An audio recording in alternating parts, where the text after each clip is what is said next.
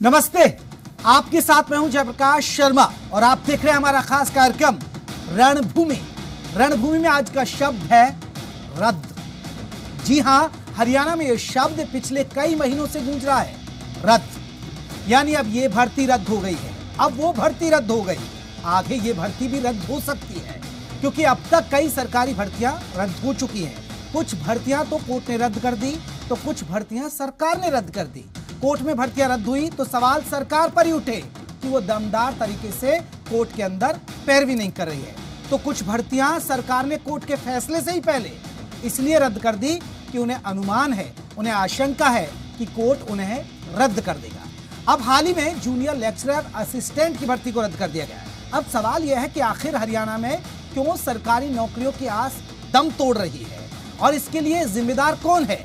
सरकार या सिस्टम में खामी है या फिर HSC मतलब हरियाणा स्टाफ सिलेक्शन कमीशन की नाकामी? आज इसी मुद्दे पर होगी रणभूमि, लेकिन उससे पहले देखिए रिपोर्ट।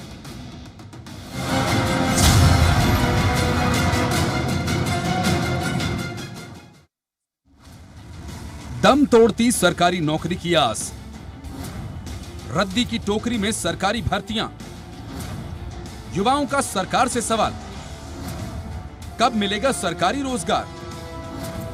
सिस्टम में खामी, HSSC की नाकामी।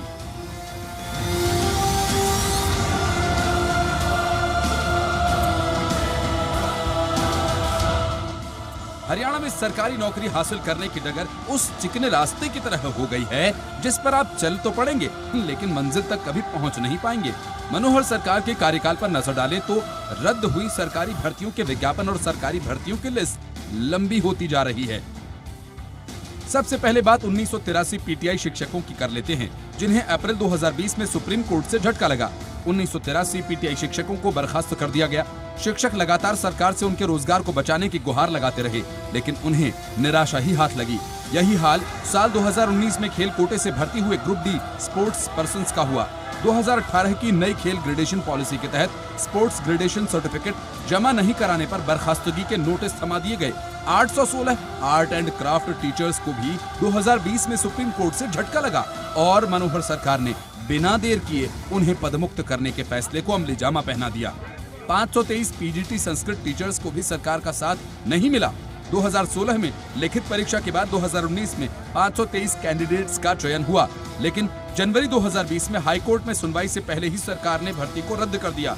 इसी तरह से PGT अंग्रेजी के 1035 पदों की भर्ती का मामला ले लें तो शैक्षणिक योग्यता संबंधी नियमों का मामला कोर्ट में जा पहुंचा और इस पर भी सरकार ने पैर पीछे खींच लिए।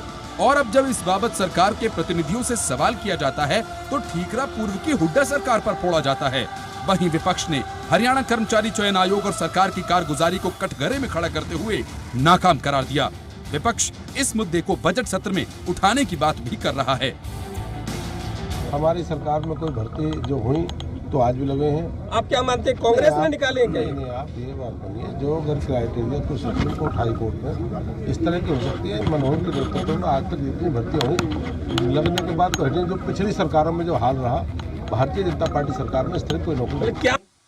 जब आपके इतने सारे वेकेंट पद पड़े हुए हैं, आज 6 साल से ऊपर हो गया है आपको सरकार के अंदर बने हुए, और आप उनको आप भर नहीं पा रहे हो, तो इसका मतलब क्या है? इसका मतलब सरकार की पूरी नाकामी है। कमीशन बोर्ड जो बनाया है इसको जो है, इसका मतलब देयर इज पूरी तरह से खामियां उसके अंदर बैठी हुई हैं जो आप पूरी नहीं ठीक कर रहे हैं।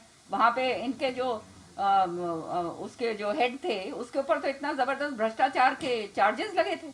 मैंने तो डाला है जी, कॉलिंग अटेंशन मोशन इसके ऊपर डाला है, आप समझ रहे हैं। अब ये चर्चा इसके ऊपर करने देते हैं नहीं करने देते हैं, वो तो सरकार के ऊपर बात करते हैं।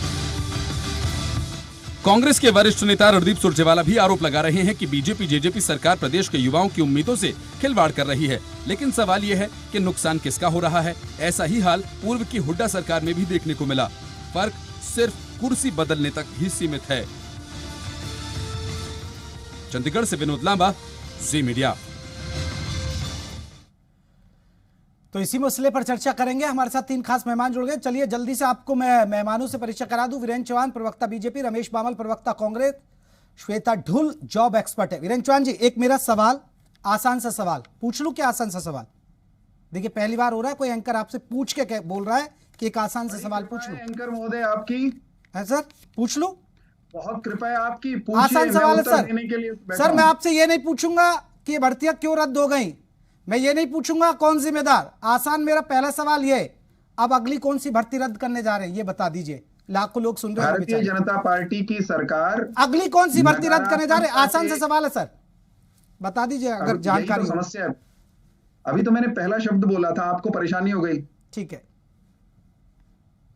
हमारी सरकार पारदर्शिता के साथ, ईमानदारी के साथ, बगैर किसी भेदभाव के न्यायपूर्ण तरीके से नौकरियां, सरकारी नौकरियां देने में विश्वास रखती है।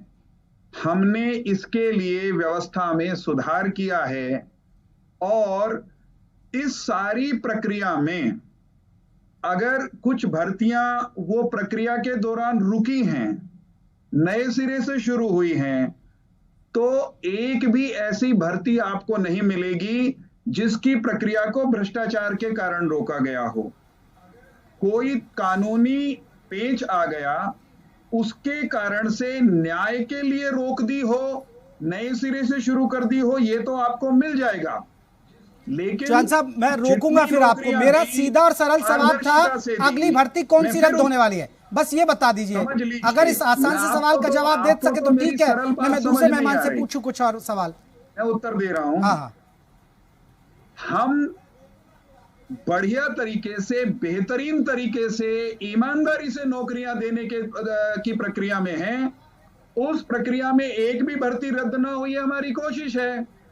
और तकनीकी रूप से अगर रद्द शब्द का प्रयोग करें तो शायद एक भी रद्द नहीं हुई है। अभी अंतर बता रहा हूं आपको। आपने कहा कि फर्क, आपकी रिपोर्ट ने कहा कि फर्क सिर्फ इतना है कि हुड्डा कुर्सी पर हुड्डा है या मनोहर जी हैं, कौन है। फर्क ये भी है कि उस कार्यकाल की भर्तियां अदालतों ने रद्द की, भ्रष्टाचार साबित होने पर रद्द की गई। हमारे कार्यकाल में ईमानदारी से नौकरियां दी गई और सर्वाधिक नौकरियां किसी एक कार्यकाल में दी गई। ठीक है रमेश बामल जी, रमेश बामल जी, चौहान जी हो गया आपकी बात। रमेश बामल जी, ये तो साफ सुथरी सरकार है सर, आप लोग इन पर क्या लाक्षण लगाते रहते हैं? आप लोग करके गए नहीं, ये तो इतनी अच्छी नौकरी दे रहे हैं। देखा चौहान साहब कैसे साफ गोई से बता रहे हैं आपको।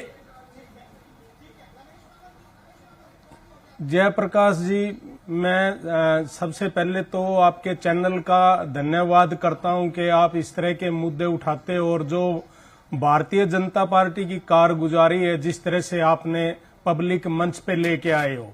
भारतीय जनता पार्टी की नियति और नीयत में खोट है, या तो इनके पेपर लीक हो जाते हैं या इनकी पॉलिसी में कमी होती है, कोई न कोई बहाना लगा के ये भर्तियां रद्द कर देते हैं और पब्लिक मंच पे आके झूठ बोलते हैं। तो बड़े शर्म की बात है कि हम पारदर्शिता करते हैं। आप ये बताएं कि 6 साल हो गए जिससे हरियाणा के युवाओं का इन्होंने रोजगार छीना है। अभी देखिए 99 एसडीओ लगे थे, जिसमें से 22 हरियाणा के हैं, बाकी बाहरी लोग लगे हैं। हरियाणा के लोगों का जो हक था वो एक जुमला बनकर रह गया कि प्राइवेट सेक्टर में भी 75% नौकरियां हरियाणा के युवाओं की होगी। आज युवा है जो पोस्ट ग्रेजुएट हैं, वो पीएन की नौकरी के लिए तरसते हैं। 10 वैकेंसियां होती हैं पीएन की, और जिसमें 15,000 तक के इन्विटेशन लोग अप्लाई करते हैं जो पोस्ट ग्रेजुएट होते हैं एमसीए। वीरेंद्र चौहान कह रहे हैं कि कांग्रेस की वजह से ये भर्तियां रद्द हो रही हैं। ये प्रमाण दे सकता हूं। जयप्रकाश जी इस तरह के ठीकरे फोड़ने की भारतीय जनता पार्टी की आदत हो गई है। ग्रुप डी की भर्तियां थी, इन्होंने वो रद्द कर दी। संस्कृत के टीचर थे, उनकी रद्द करती। और कांग्रेस पार्टी को बदनाम करने के लिए माननीय अदालत में जो कांग्रेस के टाइम में भर्ती हुई थी उनकी ठीक से पैरवी नहीं होती है। माननीय अदालत को गुमराह किया जाता है। जो साक्ष्य हैं, क्योंकि जो पैरवी कौन करते हैं, जो सरकार के केसों की पैरवी कौन करते हैं, जो भारतीय जनता पार्टी ने जो एजी ऑफिस में जो लाफसर लगाए हैं वो भारतीय जनता पार्टी के हैं। और जो पक्ष है जो पूरे तरीके से जो कांग्रेस के टाइम में भर्ती हुई थी वो अदालत के सामने ये रखते नहीं है। तो इस तरह अदालत को गुमराह करते हैं, पैरवी नहीं अदालत करते को हैं। गुमराह करते हैं। कांग्रेस आपका रिएक्शन लूंगा, एक रिएक्शन ले लूंगा। जयप्रकाश जी, आ रहा हूं मैं, बामल साहब आऊंगा। श्वेता डुल जी, क्योंकि मेरे पास वक्त की कमी है और वक्त कम होता है तो मैं जल्दी जल्दी से सवाल पूछ लेता हूं। श्वेता डुल जी, आप जॉब एक्सपर्ट है, क्योंकि वीरेंद्र चौहान जी तो जवाब नहीं दे पाए, आप दे पाएंगे? कुछ शंका आशंका लग रही है, क्योंकि मुझे ऐसा लग रहा है कि फिर कोई खबर आने वाली है कि भर्ती अब हरियाणा में ये रद्द होने वाली है। सर, सरकार में भी खामी है और HSSC की भी नाकामी है। और जैसे चौहान साहब ने पिछली डिबेट में कहा था कि भर्तियां लंबे समय तक कोर्ट में पेंडिंग थी इसलिए हमने रद्द की, तो भर्तियां लंबे समय से ITI इंस्ट्रक्टर की भी पेंडिंग है, अब तो शायद नेक्स्ट वो जाती होगी। आरोही की भी पेंडिंग है, उसके लिए भी सेम आप दे सकते हैं तर्क। फूड एंड सप्लाई इंस्पेक्टर की है, वो भी जा सकती होगी। और आप तर्क देखिए कितना हास्यास्पद ये तर्क है कि कोर्ट में भर्तियां पेंडिंग है, तो आप तो कोर्ट के ऊपर लांछन लगा रहे हैं। आपके ऊपर अवमानना का नोटिस जारी होना चाहिए या फिर हरियाणा सरकार के ऊपर, बीजेपी के ऊपर होना चाहिए कि आप ये कैसे कह सकते हैं कि कोर्ट में लंबित है। और यदि आप ये तर्क देके आप ये बच रहे हैं तो नेक्स्ट वैकेंसी जो निकाल रहे हैं उसमें इतना दम रखिए लिखने का कि ये भर्ती कोर्ट में नहीं जाएगी, ये भर्ती हम 1 साल के अंदर अंदर करवा देंगे। कोर्ट में भी किस वजह से गई? सर, पिछली डिबेट में भी कह रहे थे कि 2 पक्ष चले गए हैं तो इसमें हमारी क्या गलती? तो sir, government of Haryana respondent है वर्सेस गवर्नमेंट ऑफ हरियाणा, ये केसेस थे, कोर्ट में गई भी है तो आपकी पॉलिसीज की चेंज होने की वजह से गई है। 6 साल बच्चों के खराब हुए हैं, 6 साल उनके कैसे वापस करेंगे आप? बिल्कुल, वीरेंद्र चौहान जवाब दीजिए। जो बामल जी ने उठाया, जो श्वेता डुल जी कह रही है, सर आपका हरियाणा कर्मचारी चयन आयोग जिसकी जिम्मेदारी बनती है, फिर वो अच्छी नीति क्यों नहीं बनाता और भर्तियां फिर क्यों रद्द हो जाती हैं? एक बात सबसे पहली तो किरण चौधरी जी को मैंने सुना था आपकी रिपोर्ट में, वहां से शुरू करूंगा। ये कहते हैं हमने नौकरियां नहीं दी, हमारे और विरोधी भी कहते हैं हम नौकरियां नहीं देते। आंकड़े ये कहते हैं कि किसी भी एक सरकार के 5 साल के कार्यकाल में सर्वाधिक सरकारी नियुक्तियां भारतीय जनता पार्टी की मनोहर जी की सरकार के कार्यकाल में हुई। आंकड़े झुठलाए नहीं जा सकते।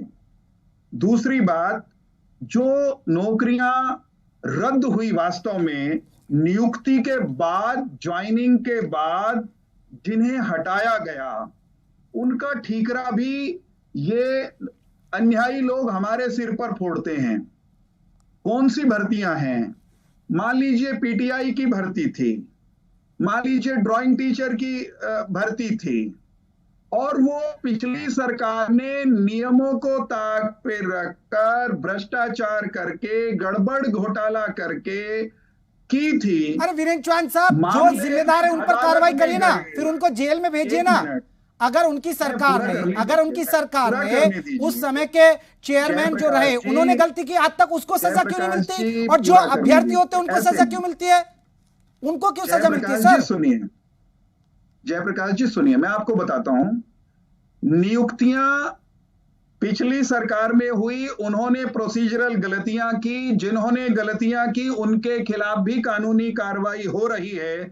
अरे 6 साल में कुछ नहीं कर पाया। बता दीजिए कौन सा कांग्रेस का मंत्री जेल में है? कौन सा अधिकारी जेल में पहुंचा दिया आपने अगर भर्तियों में धांधली हुई तो?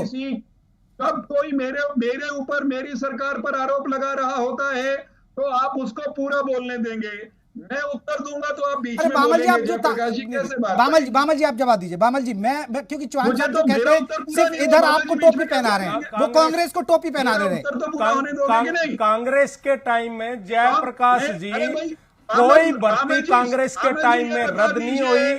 कांग्रेस ने आपने PTI टीचर्स की नियुक्ति में गड़बड़ी क्यों की? कांग्रेस के टाइम में कोई भर्ती रद्द नहीं हुई। आपके टाइम में पेपर लीक हुए हैं, आपने घोटाले किए हैं, आपकी पॉलिसी ठीक नहीं है। अरे एक बेरोजगार आदमी अप्लाई करता है, 500 रुपए फार्म पे लगाता है, आप पैसे इकट्ठे करते हो।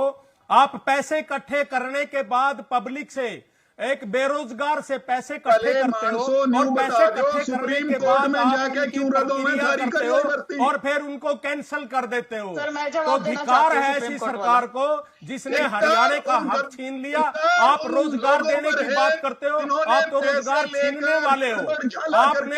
आपने जब कर्मचारियों ने धरना दिया हुआ था, आपने उनको कहा कि हम आपको एडजस्ट कर देंगे। अरे आप ये बताइए कि आपने उन कर्मचारियों को किसको एडजस्ट किया?